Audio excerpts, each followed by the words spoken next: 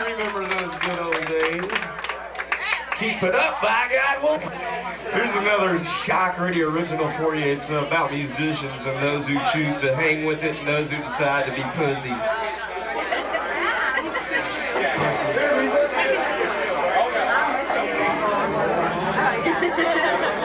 Somebody say pussy? Song called The Narrow Path.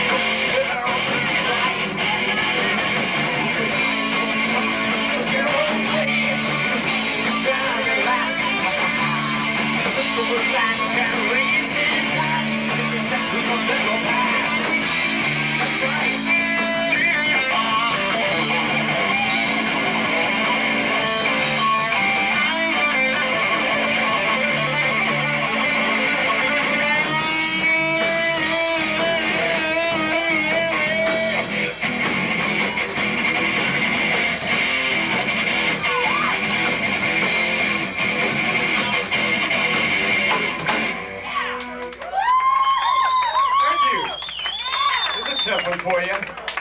Now, we're all inside here warm and comfy in the abode of Smokin Dave's rock room. But I want you to picture, as long as you don't go outside, a far-off land where cold winds are blowing and it's cold as shit, man. Oh, yeah. Like these people are feeling that are coming inside right now. They can imagine this real well. Yeah, they're freezing their fucking ass off. From the looks of it. We're gonna cool things down a little bit. A song called Winter.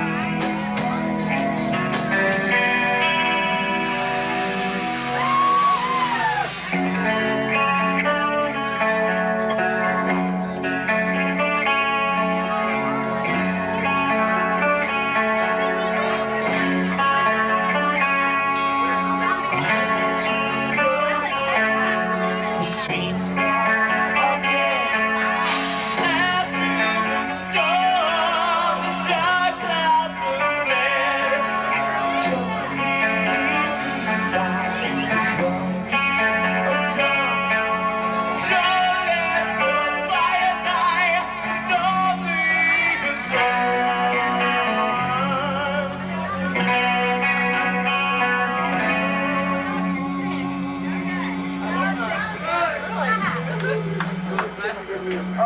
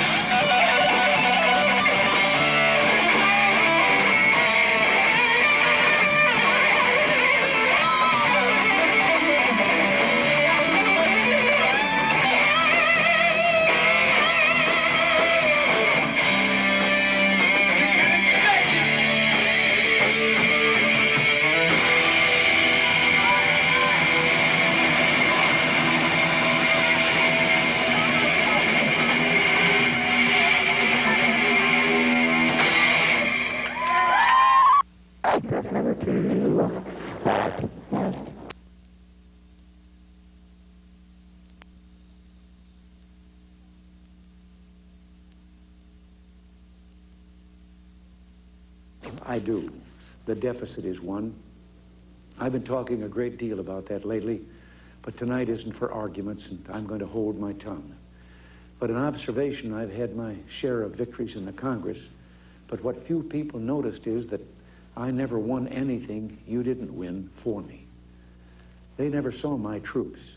They never saw Reagan's regiments, the American people, You won every battle with every call you made and letter you wrote demanding action. Well, action is still needed. If we're to finish the job, Reagan's regiments will have to become the Bush brigades. Soon he'll be the chief, and he'll need you every bit as much as I did.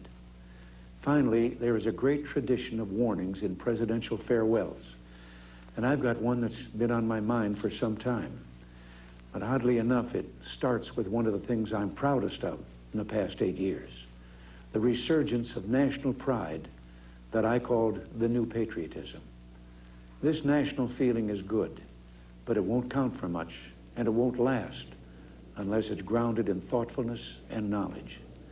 An informed patriotism is what we want. And are we doing a good enough job teaching our children what America is and what she represents in the long history of the world?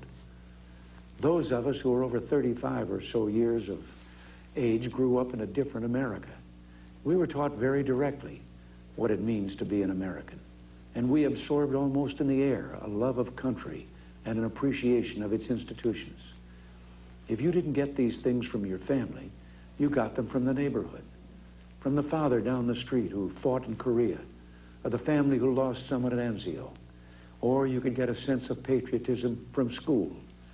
And if all else failed, you could get a sense of patriotism from the popular culture. The movies celebrated democratic values and implicitly reinforced the idea that America was special.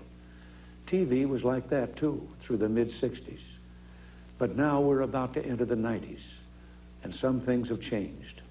Younger parents aren't sure that an unambivalent appreciation of America is the right thing to teach modern children. And as for those who create the popular culture, well-grounded patriotism is no longer the style. Our spirit is back, but we haven't re-institutionalized it. We've got to do a better job of getting across that America is freedom. Freedom of speech, freedom of religion, freedom of enterprise, and freedom is special and rare. It's fragile. It needs production. So we've got to teach history based not on what's in fashion, but what's important. Why the Pilgrims came here, who Jimmy Doolittle was, and what those 30 seconds over Tokyo meant.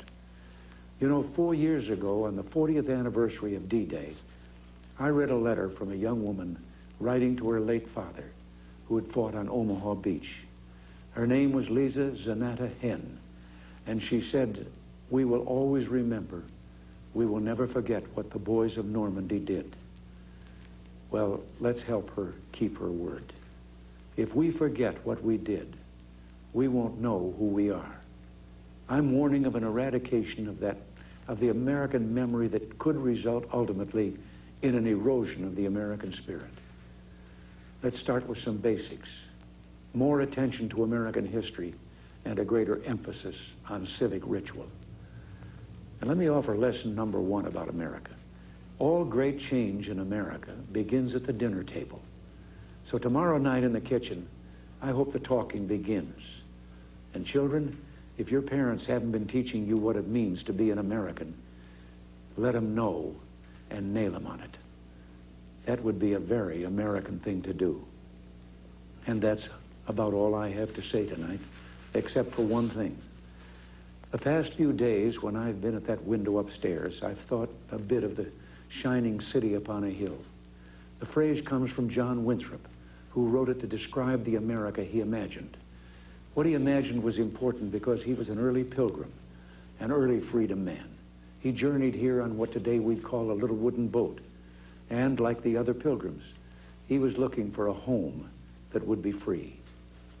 I've spoken of the shining city all my political life, but I don't know if I ever quite communicated what I saw when I said it. But in my mind, it was a tall, proud city built on rocks stronger than oceans, windswept, God-blessed, and teeming with people of all kinds living in harmony and peace. A city with ports that hummed with commerce and creativity. And if there had to be city walls, the walls had doors, and the doors were open to anyone with the will and the heart to get here. That's how I saw it and see it still. And how stands the city on this winter night? More prosperous, more secure and happier than it was 8 years ago. But more than that, after 200 years, 2 centuries, she still stands strong and true on the granite ridge, and her glow is held steady no matter what storm. And she's still a beacon, still a magnet for all who must have freedom, for all the pilgrims from all the lost places who are hurtling through the darkness toward home. We've done our part, and as I walk off into the city streets, a final word to the men and women of the Reagan Revolution, the men and women across America who for 8 years did the work that brought America back. My friends, we did it. We weren't just marking time. We made a difference. We made the city stronger. We made the city freer. And we left her in good hands. All in all, not bad. Not bad at all. And so, goodbye. God bless you. And God bless the United States of America.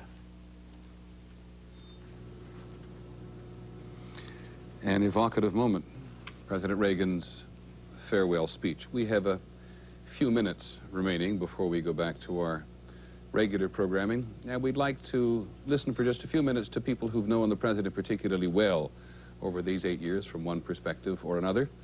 At the White House, been there since day one, Sam Donaldson. Sam, is that about what you expected from Mr. Reagan tonight? Well, Peter, we were told that this was a personal speech, and it certainly was. And I imagine the president wrote more of this speech than any other that he's delivered in his presidency, because it was vintage Ronald Reagan. It was small-town America. It was the values that he's preached all his political life. He reaffirmed, as he began in his presidency, his belief in the free enterprise system and the things that when he was a child he thought were important, and he admonished children now to make certain their parents teach them that. I will say this, though. It was a very self-congratulatory speech. The president talked about his accomplishments in very glowing terms. He talked about the deficit once, but he didn't mention a lot of the things that a lot of historians will look at and say, no, that didn't happen just that way, and it didn't turn out just that well. Thank you, Sam. We'll be back to you. In a moment, we'll talk to George Will in Los Angeles right after this. Commentator, syndicated columnist George Will. George, you wrote this week that history will judge Reagan to be in the front rank of the second rank of American presidents. You don't have a lot of time, but explain what you mean. Well, I think tonight, Peter, in Ronald Reagan's ending, we heard Ronald Reagan's beginning. Not his beginning in 1981, but his beginning as a young man in the 30s when he, like the rest of his generation, acquired from Franklin Roosevelt his model of what a president does. He is fundamentally a mood-setting, tone-setting, inspiriting, confidence-building figure in our system. What Ronald Reagan does when he speaks of the Reagan Revolution is really talk about the change in American morale. Actually, the government today, Peter, is larger than it was in 1981. It's taken a slightly larger portion of taxes and GNP. That's not the Reagan Revolution. The Reagan Revolution is to make Americans feel good about themselves on the premise, and it's central to Ronald Reagan's life, that when this country feels better, it uses freedom well. George Will, thanks very much. No, it's a brief comment. ABC News correspondent and sometimes commentator Jeff Greenfield. George, Jeff, you were one of those people who talked a little earlier about then and now, and the president alluded to all the people 8 years ago who said he was going to be a disaster. Right. It seems to me that a lot of liberals would gladly help Ronald Reagan with a rather thin list of things left undone, but it occurred to me, if you went back to 1980 and said to an ardent liberal, I'm not going to tell you who's going to be the next president, but after 8 years, you're going to have no cutback in civil liberties, lower unemployment, lower inflation, and the best relationship with the Soviet Union you've ever had, and you'll have a big deficit. Will you take that deal as of 1980? A lot of them would have said yes. Ronald Reagan's most frightening rhetoric to liberals was never enacted into policy. And in fact, this era of good feeling aspect of that Reagan, which he reflected tonight with some of those grace notes, was a key part of why he seemed less frightening than other conservatives, I think, to the large body of Americans. Thanks, Jeff, very much. Final word from Sam Donaldson, who's so identified with the White House at this network. Sam, George Will wrote this week that rhetoric was central to his presidency. Comment on that. Oh, absolutely. He's used the bully pulpit, Teddy Roosevelt's bully pulpit, better than anyone else, including John Kennedy, in my estimation, to rally public opinion around his causes. He's done it in a variety of ways, but the rhetoric he's used, as you heard tonight, small-town America, simple words. We'll pull the plug, he says, if we have to on the Russians. This is language that people identify with. It's not sophisticated, but it is very much American and very much part of this man's strength. Sam, a more personal question than we normally ask you. I think President Reagan's going to miss you. Are you going to miss him? Well, it's not possible to dislike Ronald Reagan, the man. You can dislike his policies, Peter, and the way he has not administered his office often. You can't dislike him.